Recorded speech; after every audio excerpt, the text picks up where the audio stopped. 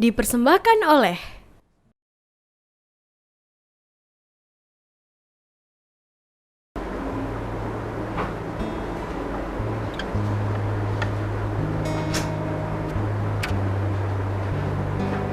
Waktunya kurang 5 menit lagi. Baik, Bu.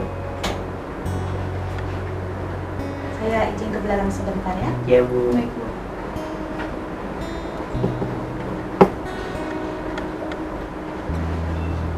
Sepadannya masih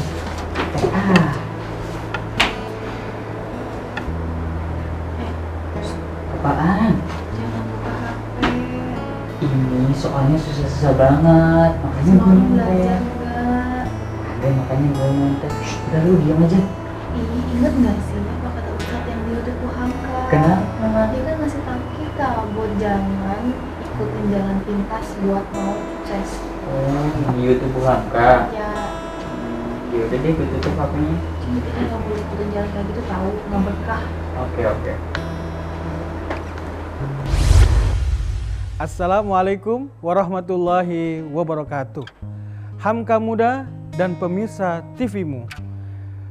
Dalam pelaksanaan pembelajaran, baik di sekolah, baik di tingkat sekolah menengah maupun tingkat perkuliahan, di antara yang selalu menjadi permasalahan adalah pada saat kita melaksanakan tugas-tugas atau melaksanakan ujian, seringkali kita melakukan usaha-usaha yang tidak jujur. Usaha-usaha mencontek, ingin mengambil keuntungan dengan cara yang mudah, tidak perlu bersungguh-sungguh. Oleh karena itu, Hamka Muda dan pemirsa TV-mu, Rasulullah Shallallahu Alaihi Wasallam bersabda, "Alaikum bis-sidqi, fa inna sidqa yahdi ilal bir. Wa innal birra yahdi ilal jannah."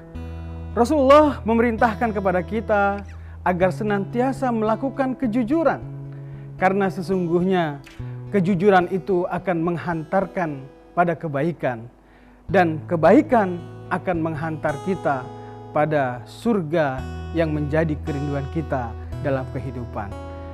Oleh karena itu, Hamka Muda, bila kita ingat ayat Al-Quran, wa huwa ma'akum aynama kuntum, di mana saja kamu berada, sesungguhnya Allah bersama kita. Ini merupakan sikap muraqabah, sikap merasa diawasi oleh Allah Subhanahu wa Ta'ala. Bukankah kita yakin di dalam diri kita ada malaikat yang senantiasa mencatat seluruh amal baik kita, seluruh amal buruk kita? Ada malaikat raqib dan malaikat atid. Bila kita ingat bagaimana Khalifah Umar bin Khattab yang pernah menguji salah seorang penggembala, ketika ia melihat begitu banyak gembalaan, kemudian Khalifah ingin menguji bagaimana kejujuran dari penggembala tersebut. Khalifah Umar berkata, "Wahai penggembala, juallah beberapa ekor dombamu kepadaku. Pasti tuanmu tidak akan mengetahui. Kamu ambil keuntungannya untuk dirimu." Tetapi sang penggembala mengatakan, "Wahai tuan, hewan ini bukanlah milikku. Ini adalah milik tuanku." Kemudian Khalifah Umar mengajak lagi, "Jual saja untukku. Begitu banyak hewan gembalaan ini, tentu tuanmu tidak akan menghitungnya." Tetapi sang gembala itu menjawab, "Memang tuanku tidak mengetahui apa yang aku lakukan, tetapi Tuhannya tuanku mengetahui apa yang aku lakukan." Sungguh terharu Khalifah Umar bin Khattab dengan kejujuran dari penggembala tersebut. Begitu juga dengan kisah ketika Khalifah Umar bin Khattab yang juga selalu melakukan belusuan, datang ke rumah-rumah rakyatnya. Ia ingin mengetahui langsung kehidupan dari rakyatnya.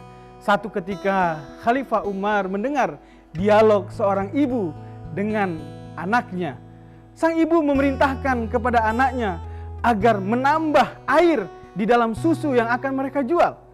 Tetapi sang anak menjawab, "Wahai bunda, bukankah Khalifah melarang kita untuk menambah air ke dalam susu karena itu akan merusak kualitas susu?" Tetapi sang ibu menjawab, "Lakukan saja nak, karena sesungguhnya Khalifah tidak tahu." Tapi sang anak menjawab, "Memang Khalifah tidak tahu, tetapi Tuhannya khalifah, Allah Subhanahu wa Ta'ala, mengetahui apa yang kita lakukan.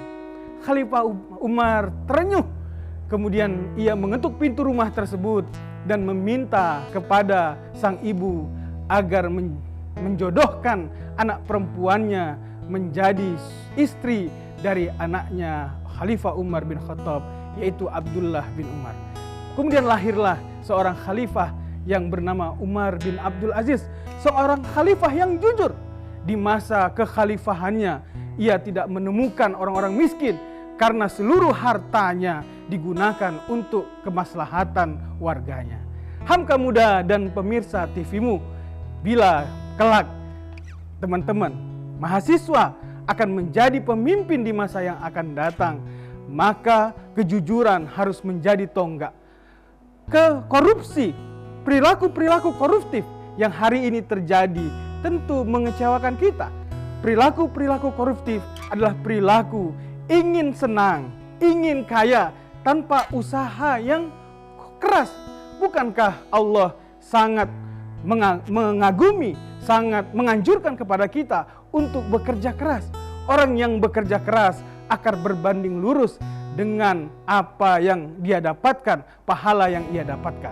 Bahkan Rasulullah pernah mencium, ada dua tangan yang dicium oleh Rasulullah, yaitu tangan anaknya yang perempuan, yaitu Fatimah Zahra, dan tangan seorang pekerja yang tangannya penuh dengan kapalan, ya, melepuh karena kerja keras. Kemudian Rasulullah mencium tangan tersebut. Rasulullah bersabda, sungguh ada dosa yang tidak bisa dihapuskan dengan ibadah-ibadah ritual. Ada dosa yang harus dilakukan dengan melakukan kerja keras. Karena dengan kerja keras Allah akan ampuni dosa-dosa yang kita lakukan. Hamka muda dan pemirsa TV-mu, sekali lagi mari kita tegakkan kejujuran. Karena dengan kejujuran insya Allah rahmat Allah akan turun ke muka bumi kita. Dengan rahmat Allah turun ke muka bumi ini, maka kemaslahatan akan terwujud. Hari ini rusaknya negara kita karena perilaku korupsi yang dilakukan oleh semua pihak. Bahkan yang lebih sedih lagi, ketika kita melihat korupsi, melihat perilaku yang tidak baik, setiap kita malah diam, seolah-olah membiarkan bahwasanya itu adalah sesuatu yang lumrah. Mudah-mudahan Allah menjaga kita, mudah-mudahan Allah memberikan kekuatan kepada kita untuk menjadi orang-orang yang jujur, sehingga nanti Allah akan turunkan rahmat di seluruh alam semesta ini. Hamka muda dan pemirsa TV-mu, demikian saya Ahmad Said Matondang. Assalamualaikum warahmatullahi wabarakatuh.